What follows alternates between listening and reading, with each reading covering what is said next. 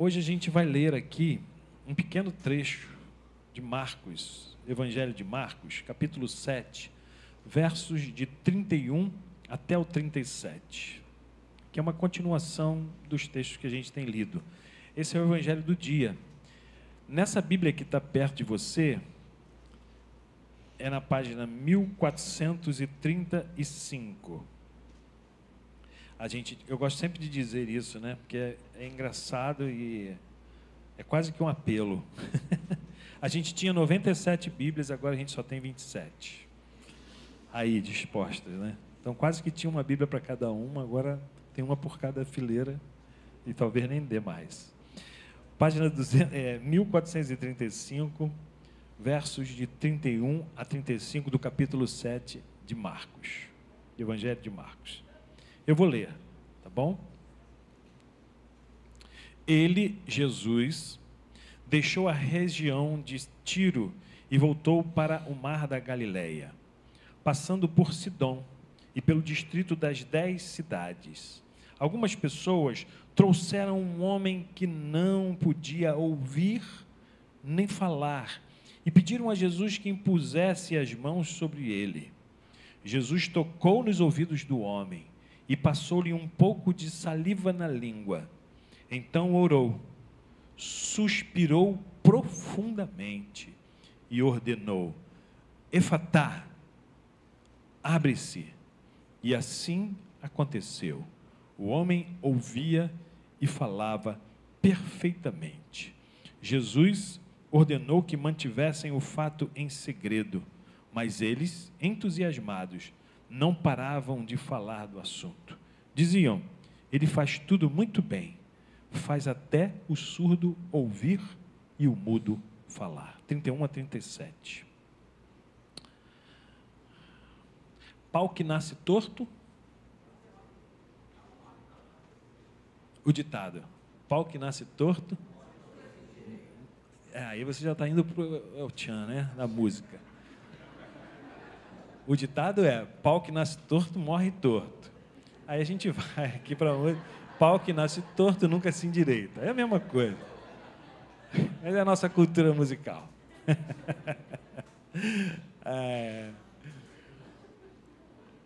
A gente não pode menosprezar o poder da cultura.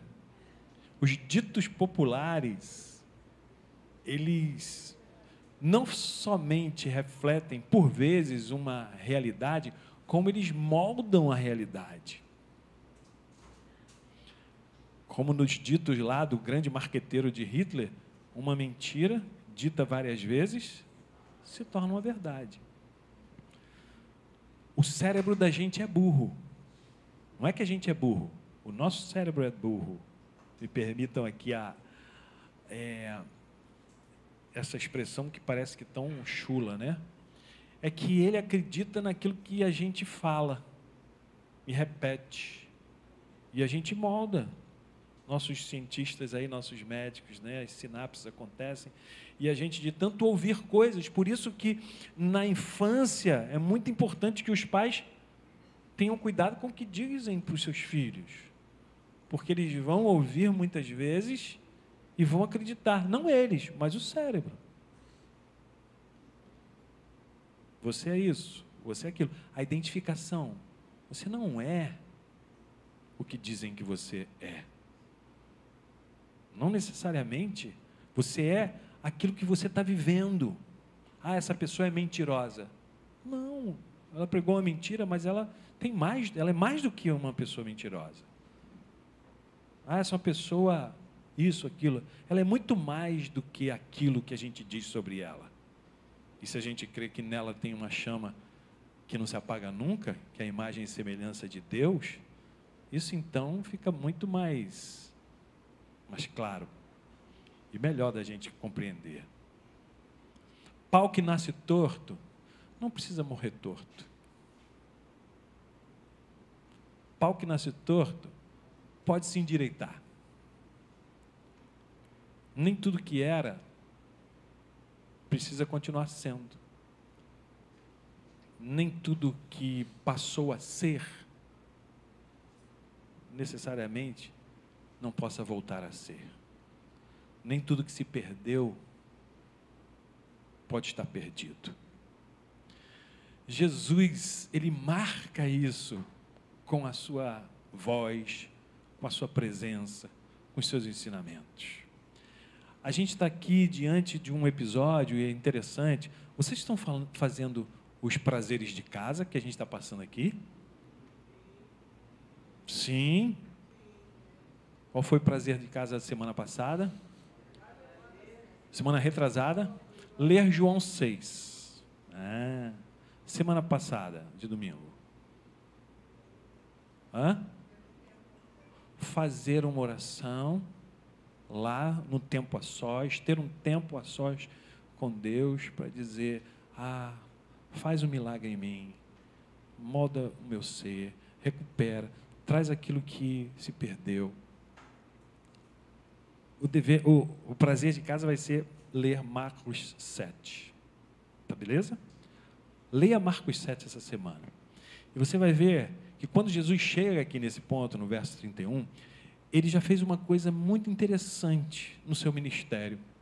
Ele deixa a região onde ele estavam acostumados com ele, ali, Galileia, a Palestina e tal, e sai e vai para uma região que é considerada pagã. Era uma região que era considerada uma região de impuros na cultura do povo de Jesus. E ele atravessa as fronteiras culturais do preconceito, daquilo que não podia ser, daquilo que não deveria ser. E ele atravessa isso e vai nessa região. Ali ele fez algumas coisas, visitou um homem que estava endemoniado e cura ele na região de Gadara ou Gerasa, lugar dos impuros. Ele sendo filho de Deus. Vai lá e vai conversar com uma mulher que era dessa região pagã, mulher canané, que queria a cura para sua filha. E Jesus estende a mão para ela, ultrapassando as barreiras da cultura, dos preconceitos. E aqui chega, logo depois do encontro com essa mulher, trazem para Jesus um homem surdo e mudo. E diz o texto que Jesus faz uma coisa nojenta.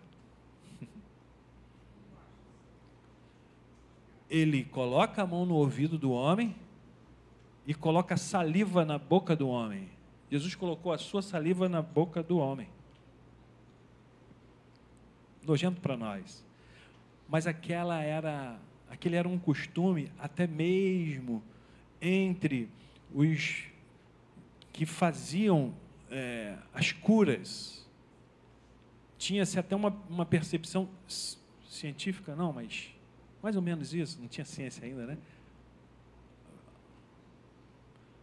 Mas era uma coisa estranha, Jesus fez ali naquele milagre, naquele sinal, naquele milagre ali com esse homem, o que normalmente ele não fazia.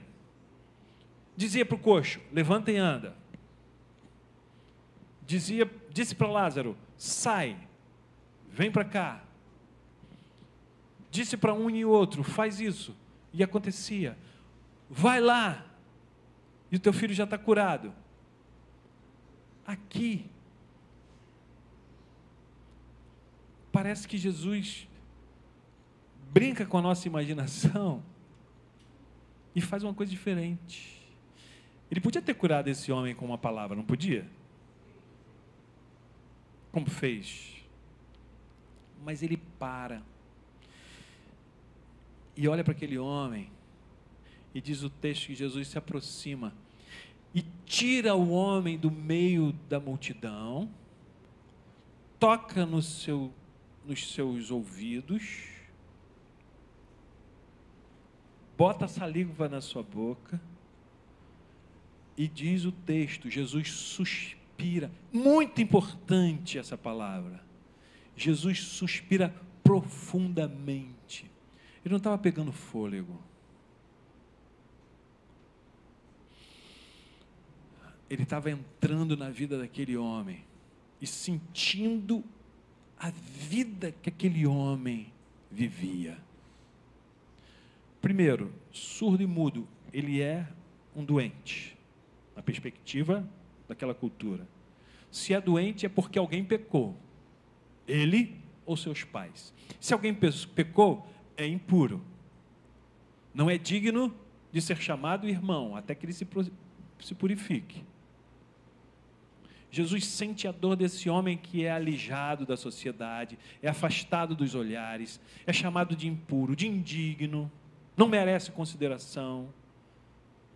Jesus inspira profundamente,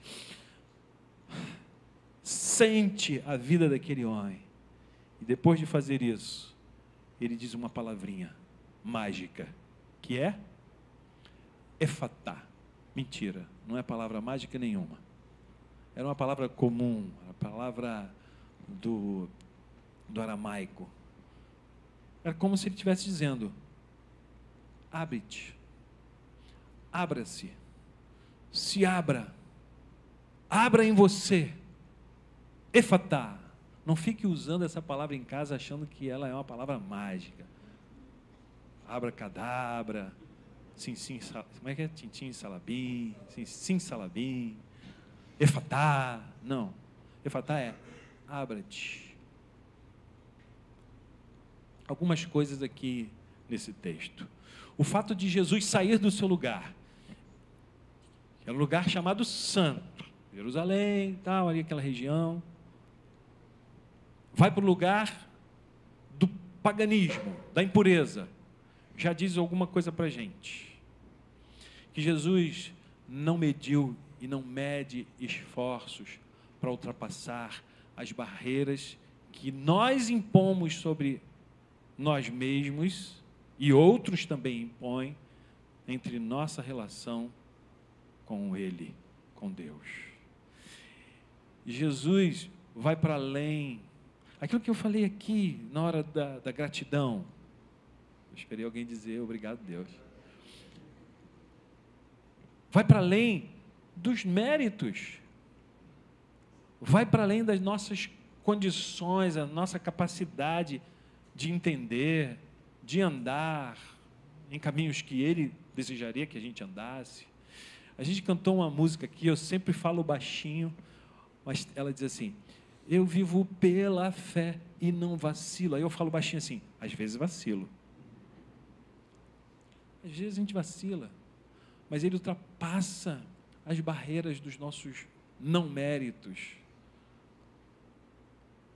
e vem ao encontro da gente para dizer que Ele olha para a gente e faz acontecer na vida da gente aquilo que Isaías, eu citava lá na célula das mulheres na quinta-feira, o que Isaías disse sobre o olhar de Deus sobre cada um de nós: eis que tenho escrito o seu nome na palma da minha mão. Olha para nós e diz assim: Andréia, você está aqui. Você acha que você não merece o meu olhar?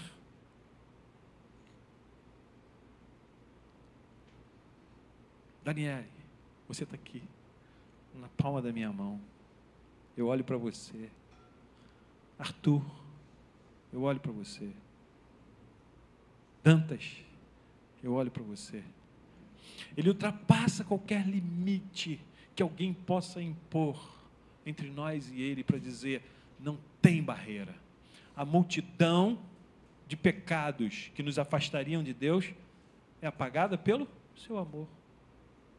E Jesus marca isso na história desse homem, que a religião dizia: não, ele é impuro, ele pecou, seus pais pecaram, por isso que ele está assim, ele merece estar nessa situação. Para a rua com ele, sai com ele daqui. Jesus disse: não, você é meu, o seu nome também está escrito na palma da minha mão. Jesus faz isso, se aproxima daquele homem, e é assim que Ele quer fazer com a gente, quer tocar na nossa vida, toca na nossa vida, ultrapassando todos os limites que alguém possa impor sobre nós, entre nós e Ele. Jesus ele toca no íntimo daquele homem. Guarda essa palavra no seu prazer de casa, frisa ela, risca a sua Bíblia. Não é pecado riscar a Bíblia não, tá? Risca sua Bíblia. Jesus inspira profundamente. Sente o que aquele homem está sentindo. Sente a sua dor. E vai nos lugares mais vergonhosos da vida dele, mais doloridos, mais inacessíveis, para dizer: eu compreendo, eu sei o tamanho da sua dor, eu sei da sua vergonha, eu sei de você. Sabe aquele filme? Eu sei o que você fez nas férias passadas. Eu sei o que você fez nas férias passadas. Mas não se envergonhe não. E nem tenha medo. Não esconda isso, eu sei. E eu sei a dor que isso te causa, eu sei a vergonha, eu sei as consequências que isso trouxeram para a sua vida. Mas eu estou aqui. E Jesus inspira para dizer: eu entro na sua vida. E estou com você. Isso é tão importante, porque a partir desse gesto de Jesus, e não antes disso, ele diz então, Efatá. Depois de ele romper as barreiras, depois de ele entrar na vida daquele homem, se instalou ali, estou em casa, dentro desse homem, de dentro para fora, ele começa a fazer o que aquele homem precisava que fosse feito. Efatá, abre-te, abra os seus ouvidos, fale, abra os olhos do teu coração. Não foi o que a gente cantou? Abra a sua vida. Você não precisa ficar fechado, você não precisa ficar morto dentro de você. Eu vim aqui para ressuscitar, assim como ele disse: abra-se a tumba de Lázaro, e Lázaro vem para fora. Ele disse: abra-te, vem. Você sabe que essa expressão aqui, a professora Ruth vai nos aprofundar mais, aí quando ela for dar a próxima aula dela, lá em outubro, novembro, março, muito longe, Ruth. Não sei se a gente vai aguentar ficar sem você, não. Essa expressão aqui se assemelha à expressão que Deus utilizou lá na criação. Fez o bonequinho de barro e soprou sobre ele o sopro da vida. Abra-se a vida. Soprou vida. Saia da sua morte. Saia da sua não animação, inação. Saia desse lugar. Eu quero te dar vida. Essa situação, por vezes, é a nossa situação. Eu não sei o quanto eu e você, em algum momento, em algum tempo, momento existencial, a gente possa passar por isso. Eu passo por isso. Eu acho que tem algumas áreas na minha vida que eu preciso que a minha mente não me engane para dizer que está fechado. E dizer assim: não, Jesus quer abrir isso. Eu não preciso fechar meu coração para isso. Eu não preciso sepultar isso. Eu não preciso achar que isso está perdido definitivamente. Jesus está dizendo para esse homem: olha, sai desse lugar. Eu quero te dar um lugar diferente. Jesus me chamou nessa manhã aqui e chamou você para dizer isso. Ultrapassa qualquer barreira para dizer: eu estou perto de você. Não se engane, eu estou perto de você. Ele sente a nossa dor, Ele sente a nossa vida. Ele diz: eu estou aí com você.